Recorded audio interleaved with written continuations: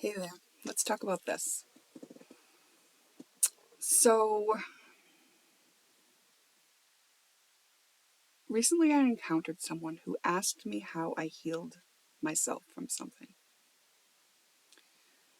And if you are a subscriber to my channel and you've been watching some of my videos, you probably already know that I'm very keen on sharing whatever I know to help whoever I can about healing. Healing self specifically, right? And so, of course, I wanted to offer something to this person. And I explained that there was a formula that I use. And if you've watched many other videos of mine, you know that formula very well by now because I talk about it in most of the videos. If you're new here, welcome. If you are returning, thank you for coming back. I'm going to talk about something we've talked about before, but I'm going to talk about it again because I was inspired by this person who, I tried to share the formula and all these things kind of came up for her where like all her blocks to actually doing the healing came up, where I could see them. She's sort of living them still. And so I thought, okay, let's talk about this. Now, I did give her this channel as a resource, so she may find her way to this video. And if you do, and you know it's you, so glad you made it. And I thought that this way of explaining might be helpful. Okay? Okay. So one of the things that can happen when you think about healing yourself is it can be overwhelming because it's kind of like where to start, and there's so much and I don't even know where to start. And it's like, well, start with the thing in front of you. And it's like, well, there's about 25 things in front of me. It's like, okay, I got it. How about starting here? Let's look at the ego. Now, the ego is, for the purposes that I'm using the term, is really just our instinct to protect ourselves.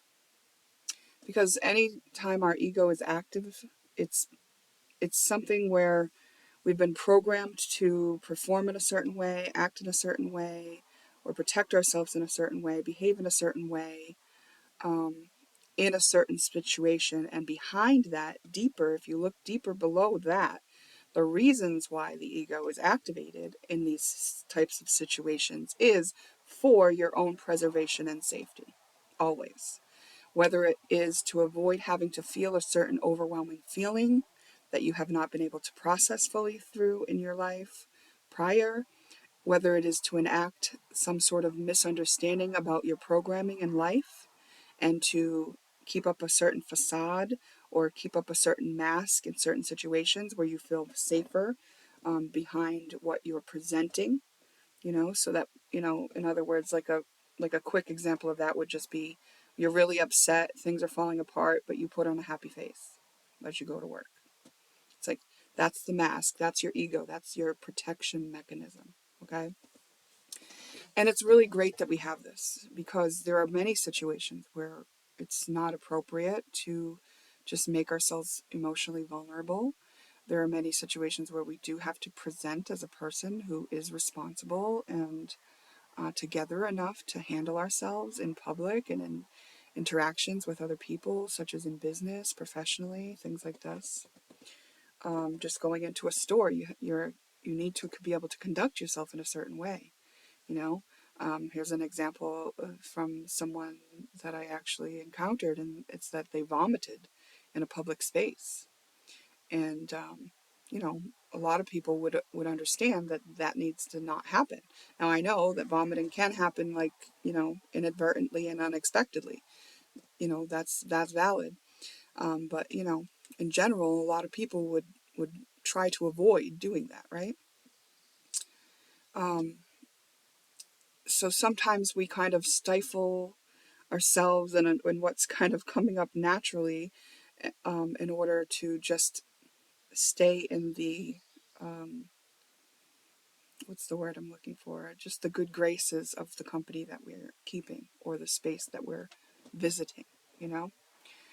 in order to be a good neighbor, in order to be a good employee or consumer, we keep up certain practices of the culture that we're in. And that's appropriate. And behind that, sometimes there's a more authentic version of ourselves that may be suffering, that may think something different from what the rules state, that may actually behave in a totally different way within the confines of their home or the comfort of their home, or with a certain other group of friends, all these type things, okay? So it's pretty normal and understandable that we have this way of protecting ourselves, which is oftentimes very automatic. It's not like we think about adapting ourselves in the way, because it's becomes second nature and we kind of just do it. It just becomes second nature. And there are also times where we do choose consciously to behave in a different way in order to fit in or to protect ourselves. Okay? So both can be true. And one thing I think that might help people who are attempting to begin this journey and have a lot of what I would call backlog, meaning they have a lot of years worth of trauma and discomfort and depression and anxiety and stuff that they haven't liked happening in their life to deal with still. And they're just beginning. And it's like, okay, that's an overwhelming place to be. But the first thing you want to make sure you have is that your ego, meaning your protective mechanisms, are on board. Now, your ego is many, many times trying to protect you from having to feel all those unprocessed traumas and difficulties and challenges and self-esteem issues. So in actuality, a lot of the behaviors we see in people or ourselves are stemming from us trying to avoid actually seeing or feeling or being in positions where we get reminded of those situations and of those feelings, right? So this is why we want this part of us on board, because this part of us is predominantly designed to avoid a lot of those things when we are in survival states, right? When we're not feeling safe in the world, our protection mechanism is probably trying to avoid a lot of the um, uncomfortable things we've had to endure, including a lot of traumas. So how do you get that part of you on board with healing? Well, you have to learn that this part of you, the behaviors that you're doing to avoid feeling the things, are oftentimes the thing that is causing you more damage or causing you to project the damage outward onto somebody else, or keeping you in denial, keeping you avoiding, and definitely keeping you stuck in the pattern. Because you notice that these things come in patterns. If it's an unwanted feeling or behavior or thought, and after a while you're noticing it because it's repeating. Your brain picks up on, like, this is what always happens. And sometimes it's because this is what always happens that you start avoiding or behaving something. But the way that any of this is solved, basically what's happening when you avoid something or you do something to avoid something, you are creating a resistance, right? So here's energy, everything's flowing all the time. And you come across an experience, right?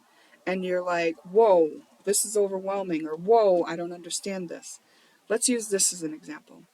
The experience of somebody being violent in your presence. Okay?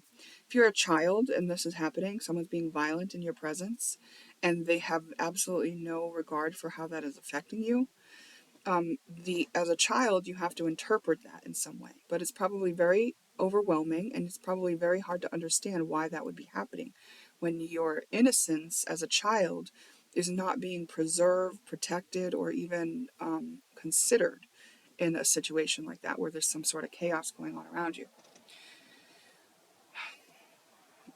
So this part of you now wants to protect you from those situations. So it makes you have a story about what that means, so that you will think a certain thing to either avoid it or to not let it bother you. And sometimes the story can be both. Avoid that if you can, but if it happens, don't let it bother you. It's not about you, right? It kind of has you depersonalize. Now, at the same time, because it was an overwhelming emotion and there was a story made in order to avoid feeling that emotion, this is what can lodge the loop into you. So, without having made that story up about how to handle that situation, which was done in a fearful moment, the energy would have just flowed on through. If you hadn't made a story or a conclusion about it, the energy would have just flowed on through and you just have another experience. You wouldn't have latched onto it as something that you needed to grapple with again. Making the story about it and not letting the emotion run through you is what lodged it in you as what will be now a repeating loop until it is resolved. Now, the resolution comes with undoing the story and letting the emotion flow again. It's as simple as that. So what's holding it in is the ego. I was going to say egoic. That's why it sounded like ego. The ego's need to protect you. Whereas if it just flowed and you were in the moment with the situation and you didn't take it personal and you took your energy back from the situation and after the experience was over, it was over and it didn't mean anything about you.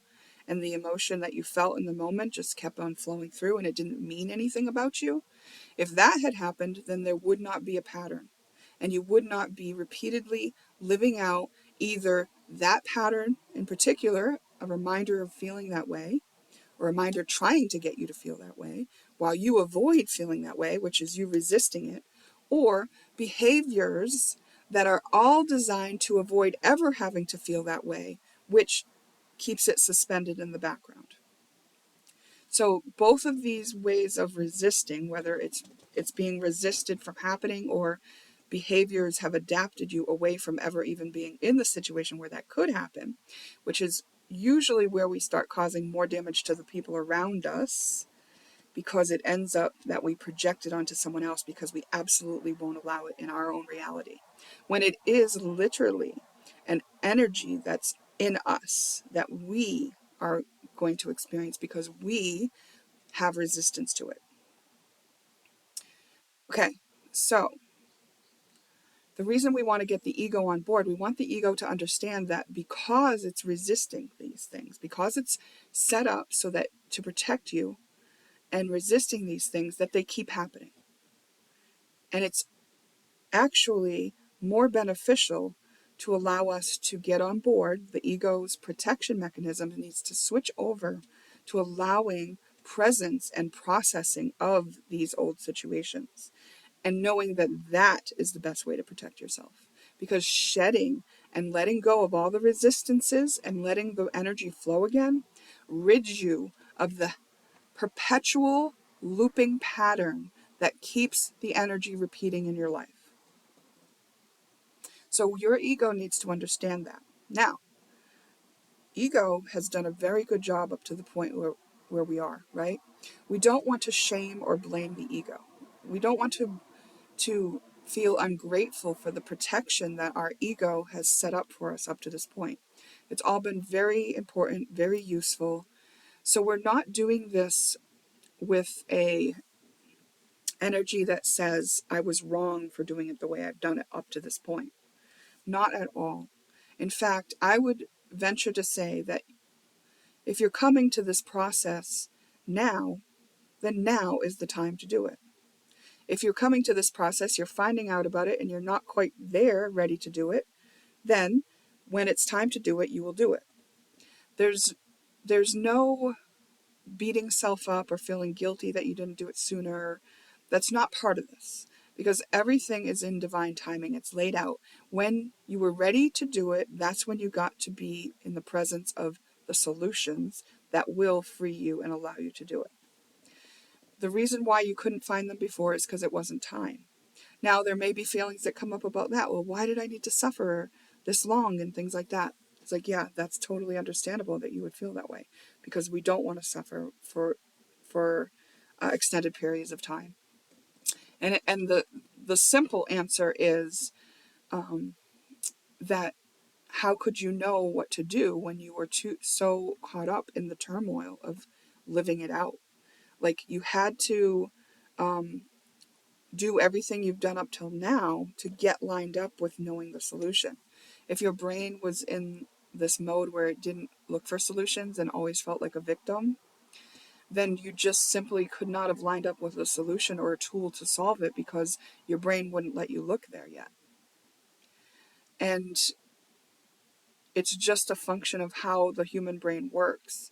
And I can tell you that, sometimes when we have an experience of suffering for a long time, once we get on the other side of it, there's no remnants of it. Like, the traumas that I have healed, they don't haunt me. I don't feel bad. I don't even feel sad or resentful of that I even went through them. Like, I'm completely free of that loop. And I'm on the other side into a place where I feel actually like I got some gold out of that situation. Like, I learned something about myself. I learned something about other people. I learned something about how energy works. I learned something about how in control of my reality I really am. That it was me holding on to that energy and me reliving that energy because I made a decision or a story about it earlier on in my childhood. Yes, at an innocent time when I didn't know any better, but still, I am a soul who came here to experience being a human. And perhaps I've experienced a lot of aspects of being human, and this is just one of them. It doesn't define me, it's an experience that I had. So, on the other side of these things being healed, it doesn't feel like you were wronged. You don't feel like a victim anymore. So I can just offer that perspective from experience. But I do know and understand and remember, just through interacting with somebody who was in that space, I was reminded, because I didn't actually think about that, actually. It's been, long enough that I didn't think about how it feels when you're in it, until I encountered this person and all their kind of stuff came up for me to see. And I was like, oh, okay, yeah, I remember how hopeless it can feel and how resentful you feel about how long you suffered and stuff. So it's understandable to feel those ways when you're on the one side of it, when you haven't neutralized the energy and gone through the healing, let the energy flow again, and gotten closer to knowing who you really are, and gotten closer to being in your authenticity. Right? Because those egoic coping structures, they are keeping you from being authentic and reacting in a way that is heart-based. Because you end up acting in a programmed response a lot of times, and it's not where your heart space would necessarily have you act. It's a programmed response rooted in fear. And so the results that come from those actions are corresponding to the fear that is part of the ingredients put into them. So when we start releasing that stuff and we get on the other side of it and we're acting from our hearts, we're acting with love as the ingredients, the results that we get are much more to our liking. They're much more pleasant. They don't feel like survival. They feel like abundance and blessings. And even the challenges are just experiences to have, are just growth opportunities, are just something to solve. It's no longer a catastrophe to experience a flat tire, like where it can be that way when you are, without money and all your stuff's in your car and you just late for, your third job that you just started in a month because, you had car trouble before and you lost the jobs, and like, then now you're going to be late for this new job, and like they're going to fire you because you're late on your first or third day and they told you never to do that. And it's like a flat tire can really ruin your life when you're in certain energies, and when you've been living a life of chaos, when you've been in reactive states and always in lack and feeling like it's not enough. But when you release yourself from those energies, when you allow the protective parts of you to understand that it is more conducive to your health and well-being to get on board with actually doing the work, with actually being brave and letting yourself feel and be in with and process those undesired emotions. That one, they don't last forever, they flow through you eventually, and two, your life completely changes and you're no longer living out those looping patterns of misfortune that are really just there, anchored in by the story you told, waiting for you to look at them again and be able to process them through, rectify any misunderstandings about the stories that you told yourself about it. Maybe you told yourself it means something about you. Maybe you told yourself you must be a loser because you're the common denominator in all these chaotic things that are going on around you. When actually, all that means is, since you are the common denominator in the chaos that you're noticing, you have the ability to face what you feel about chaos in your own self, in your own body. And once you do that, once you acknowledge it, validate why you feel the way you do about chaos, be present with, or accept that it's there, accept that this is the case, that you feel a way about it, that you have a story about chaos around you, and that it's your fault. And then be present with how that feels. How does it feel to feel like it's your fault, that you're the common denominator in all the chaos? How does that feel? Now be present with those feelings. Don't try to make them different. Blame anyone. Don't try to blame anyone else. Don't try to rush it along. Let it be with you. Be present with those feelings. Any feelings that come up. Be the mother to those feelings. Be the heart to those feelings. Let them be there. They're no longer unwanted, unloved parts of you. You love the part of you that thinks that it's at fault for all the chaos around you. And when you become the version of you that loves you, even though you thought that, guess what? Now, if chaos happens around you, you're the version of you who loves you even when there's chaos around you.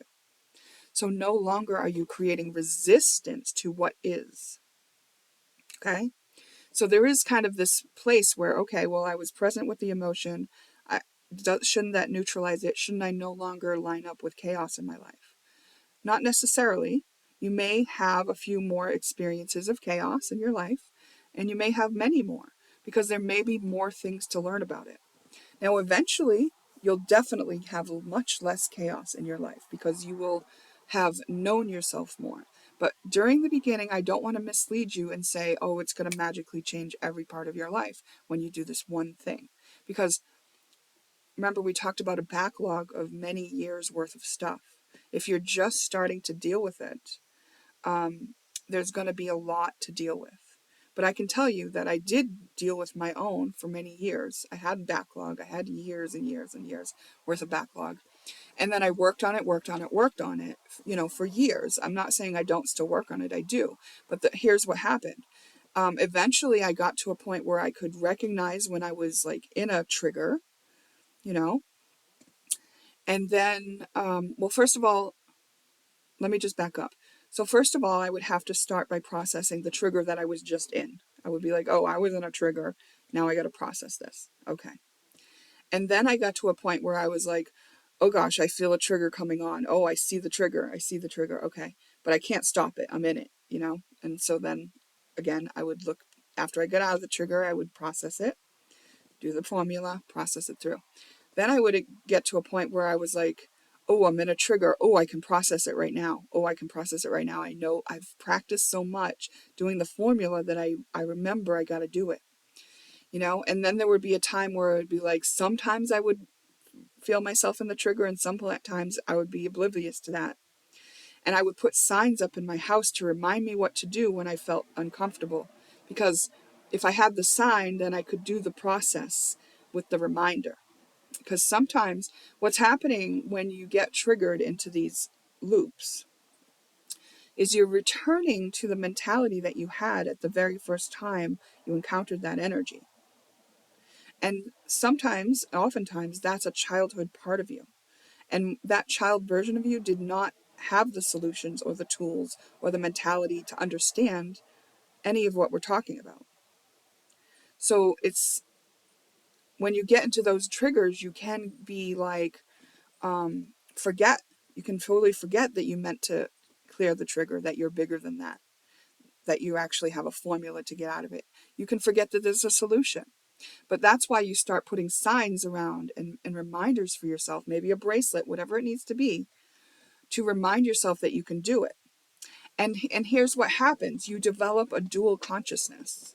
So once you're getting to do this, when you're recognizing that, oh, I'm triggered, and then this is what I feel like when I'm not triggered. This is what I feel like when I'm triggered. This is what I feel like when I'm not triggered. You start to get this dual consciousness. So then this part of you that knows yourself as not triggered can start to watch when there is a trigger. And then when you have dual consciousness like this, and you can know when you're in a trigger, that's when you can start doing that process on each trigger.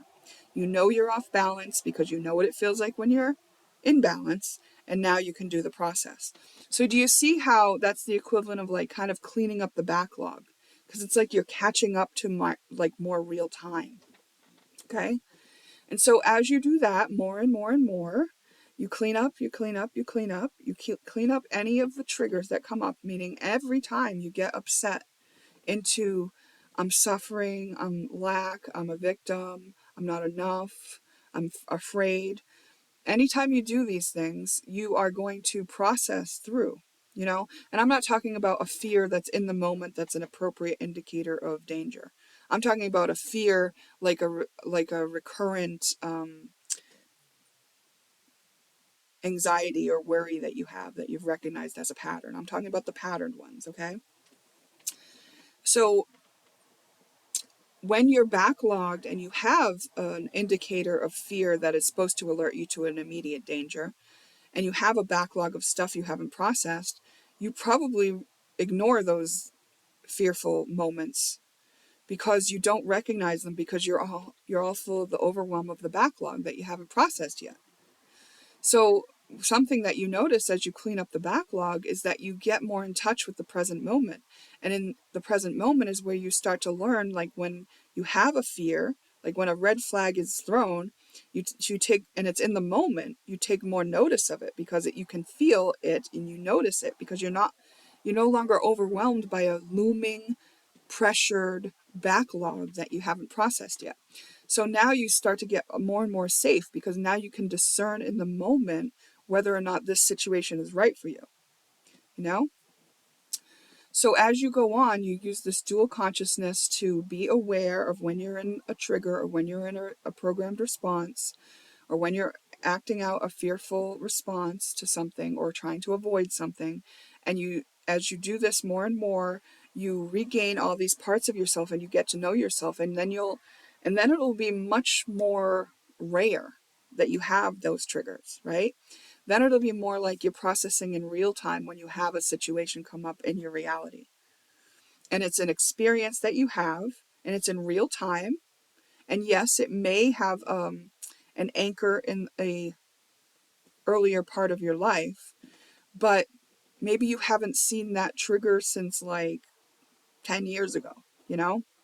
It'll be like that. It'll be like longer loops and more time to just enjoy who you are and feeling safe in the world and not being in chaos, and, getting to know yourself. And when you've lived in the victimized state or the state of lack and survival, sometimes your self-care routines can falter and things like that. So you get good at those things. You get good at having your discipline and your routines and your self-care, and you're feeding yourself good food and building relationship skills, right? Because all that kind of falls by the wayside if you're like feeling the effects of trauma, and there's a big backlog of it. You start coming back to the place where you can be in present moment. And I can tell you that when you clear enough and you're in the present moment most of the time, there's still a feedback that comes to you in your life, but it's immediate. No longer is it thrown to the future for to be experienced again. It's like your thought is immediately feedback to you in the environment. Like I'll have a thought, and the television, maybe a YouTuber that I'm watching as a vlogger will like literally say what I was just thinking, you know?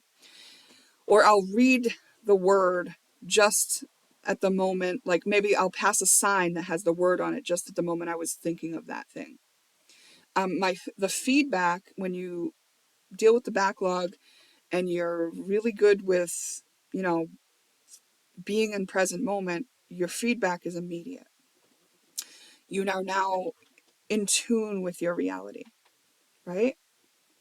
And this means that since the feedback is so immediate, you know how important your thoughts are. You know how important your focus is. You know how vital it is that you stay in the direction of which you desire and deserve. And you know you deserve it because you did all that work, and you trust yourself when you have an impulse or a curiosity.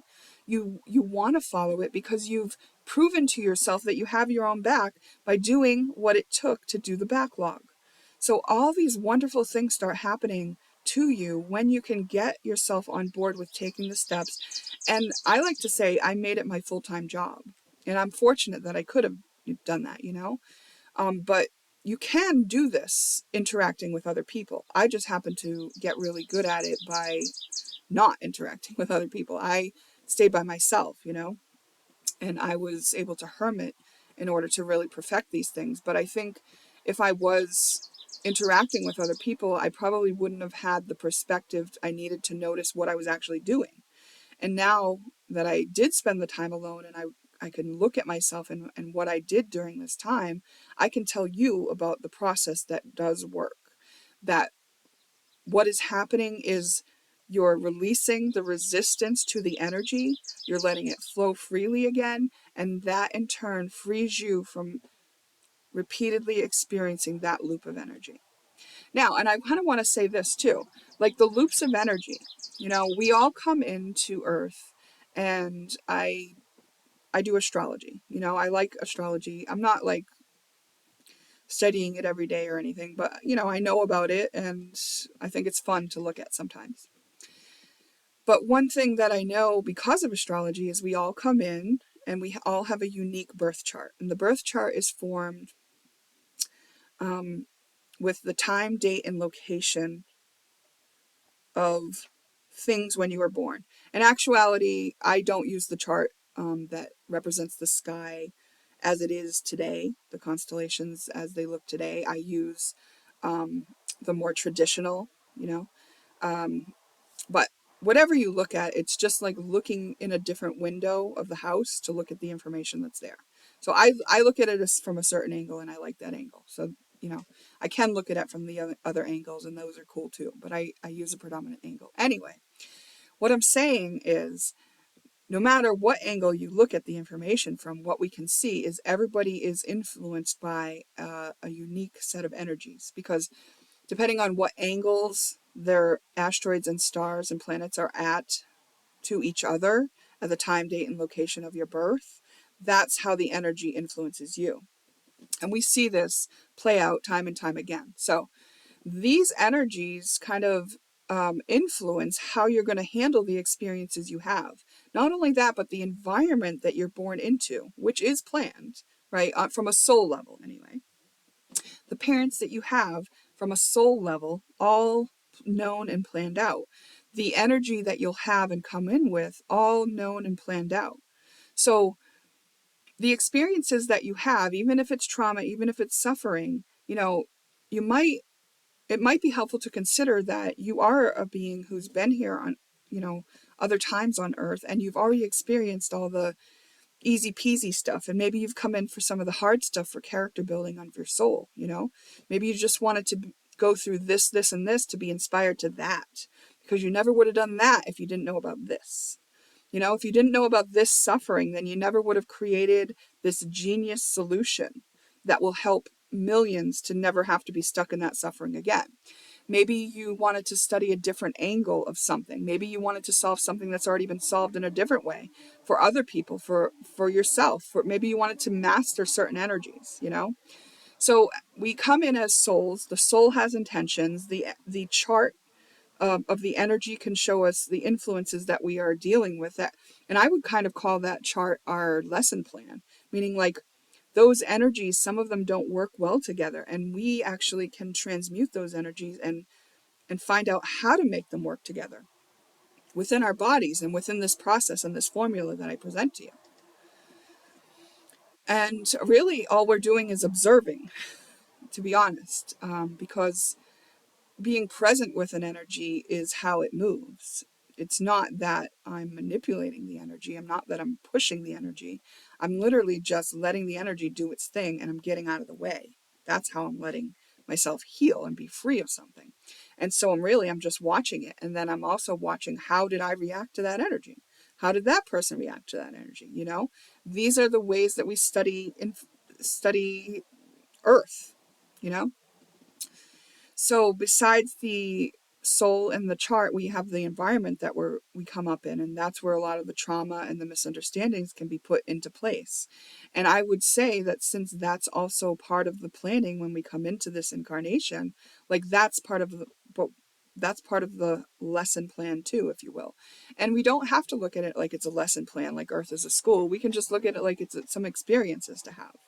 But if you've already had every experience there is to have, because we are all one and we're all just here looking at a certain perspective for ourselves, then why not yours? Why not yours? What are you going to do with it? You have that perspective. What are you going to do with it? What are you inspired to? Well, I can tell you that if you're just coming into this and you haven't been able to, you know, get free of a lot of the suffering, you probably don't love hearing that question, because you probably still feel a lot of sadness and resentment over having had to suffer and over being in suffering. So just take the first step that's in front of you. The first step in front of you is a willingness. Decide if you're willing. And if you're not willing, that's okay too. Maybe you can ask yourself, what is the hidden benefit of not healing this for myself? What hidden benefit do I get from staying in this pattern? How is this pattern serving me? You know, what could the benefit of this be? Ask yourself those kind of questions and see if you can acknowledge and validate and accept those things first. Be present with how that feels before you start doing stuff from the opposite side. So everything is energies and everything exists on an axis. And basically, if you are on one side or the other of this axis, it's through resistance. It's through either preference or resistance. So if you're resisting something, that's when it's getting stuck into the location it's in. Or if you have a preference for something, it's also getting stuck into the location it's in. But there's this middle point, this balance, this perfect balance where both things exist. And when you get to that balanced state where you understand that even though you prefer this, that's also existing and valid for somebody. And even though you are resisting this, it is existing and valid for somebody. Once you get to that place and you can neutralize your perspective on the energies you've been looking at that you came in to discover and experience, once you get neutral on the energies that you came to experience, then this 0 point, this middle balanced space is like a little magic doorway, and you kind of float up and then you're above it. And once you're above it and you're looking at the energy, you can see all sides of it. Like you can see the whole sphere of like, oh, it's all true. Oh, I can see how that's beneficial. I can see how that wasn't beneficial for me, but I can see how it is for somebody else. And I can see how wanting that actually comes with its own challenges, because I can see that person has challenges in that thing that I wanted anyway. You know, you get above it. And so you keep doing this. And what's actually happening as you clear your backlog is your awareness is expanding. Your awareness is getting bigger and bigger and bigger. And so that's how, when I say like that, I talked to this girl and I could see all of her blocks coming up. It's because my awareness is expanded because I did my stuff. Now I can see very easily the other blocks. Because I'm looking from above that within my own self, that energy, I can see it fully. I can see, oh, but I can also see it serving this person in some way, and yes, she's resisting it in another way, and it's serving her in another way. So there's this stronghold on the energy, and they're both so far away from the middle where she would need to be in order to get free of it and above it. So that just means she's learning something more about it. Maybe she's mastering that energy. So what it will take is a conscious movement of the perspective on the energy to release the resistance and or the preference and to come into neutrality on it and then float above it. Okay. And so when you do this for yourself, yes, it becomes easy to see the spectrum of energies in others, but also you're not judging it. You're not like, it's anything that would be a judgment would mean that you're not above it. If you are above the energy and you can see the full spectrum of it, you find yourself in compassion very naturally and as a byproduct. So it also you can be in neutrality on some topics and not on others, right? Like I can be open-hearted and in balance on some topics, but I can still have my own stuff that I got to work through. I can still have my own biases or my own preferences or my own resistance that I haven't yet encountered in my experiences for me to resolve. And not because I'm, avoiding it, but because it just wasn't in front of me yet. Because I'm a whole person, like that chart, those energies that I came to experience, it's a lifetime's worth. And I'm not even halfway through my life. So it makes sense that there's more. It's just that I don't have to feel like I'm suffering while I'm doing it anymore. I don't have to feel like I'm in lack while I'm doing it anymore. I don't have to feel like things are hopeless when I encounter something that I'm ready to learn about it. Because I've got myself to this point and practiced enough, now I know that's what's happening. Oh, I'm just learning something here. Oh, I'm just neutralizing this energy too. Oh, this is very uncomfortable. Ooh, didn't know this one was here. Ooh, okay. What do I got to do? That's how it works. So knowing that you can return to balance and calm and safe by going through helps you know that it's worthwhile to go through. But also when you're going through, it really, really helps to have the mindset of I'm going through for the sake of going through. I'm going through without the need for it to go away, right? You got to be fully neutral. So you're willing to experience it. If it's yours, accepting it means you are no longer resisting or trying to say that it's not real. Now, just because you accept the reality as it is doesn't mean you agree to it or that you agree to living it out forever. But it means that you're no longer resisting what is. And that's very, very important step. Okay? So let me know if you have any questions. Does this help when I frame it in this way? What do you think? Share your thoughts, please. Feel free.